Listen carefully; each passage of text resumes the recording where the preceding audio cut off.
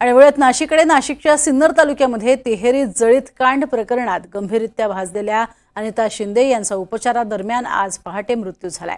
6 एप्रिलला मध्यरात्रीच्या सुमारास जावयानं स्वतःला पेटवून घेत सासू अनिता शिंदे आणि पत्नी स्नेहल शिंदे यांना पेटवून दिलेलं होतं। घटनेच्या दिवशीच जावई केदार हांडोरे याचाही मृत्यू झाला होता। पत्नी स्नेहल शिंदेची देखील प्रकृती चिंताजनक आहे। तिच्यावरती एका खासगी रुग्णालयामध्ये उपचार सुरू आहेत। या संपूर्ण प्रकरणामध्ये अनिता शिंदे यांचा मात्र उपचारादरम्यान मृत्यू झालेला आहे। भांडण झालेलं होतं नवरा बायकोचं आणि त्यानंतर पत्नी जी आहे ती माहेरी येऊन राहत होती आणि याच रागातनं हे कृत्य नवऱ्यानं केल्याची माहिती आहे। अधिक माहिती घेऊयात, प्रांजल कुलकर्णी आमचे प्रतिनिधी आपल्या सोबत आहेत। प्रांजल, काय अधिक माहिती?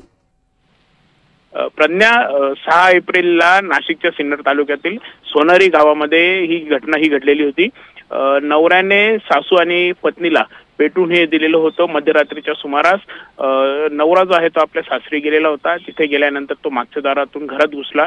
यामध्ये त्यांनी स्वतःला पेटून घेतलेलं होतं। घरातील काही वस्तूंची देखील जाळपोळी केली होती आणि त्यानंतर स्वतः पेटलेल्या अवस्थेत तो आपली पत्नी आणि सासूच्या अंगावरती जाऊन झोपलेला होता। या घटनेनंतर जवळपास या सासू ज्या अनिता शिंदे या 65% भाजलेल्या होत्या। पत्नी स्नेहल शिंदे ही जवळपास 50% भाजलेली होती आणि स्वतः हा जो केदार हांडोरे होता हा देखील गंभीररित्या भाजलेला होता। दरम्यान या घटनेमध्ये त्याच दिवशी केदार हांडोरेचा उपचारादरम्यान नाशिक जिल्हा रुग्णालयामध्ये मृत्यू हा झालेला होता।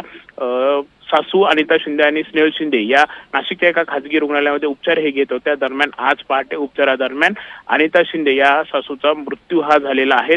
या घटनेनंतर खरं तर शवविच्छेदनासाठी त्यांचा मृतदेह जिल्हा रुग्णालयात आणण्यात आलेला आहे आणि यामध्ये जे इतर आरोपी आहेत त्यांचा अजून शोध लागलेला नाहीये असा आरोप नातेवाईक करतायत आणि पोलीस या घटनेचा तपास हा नीट करत नाहीत असं देखील त्यांचा आरोप आहे।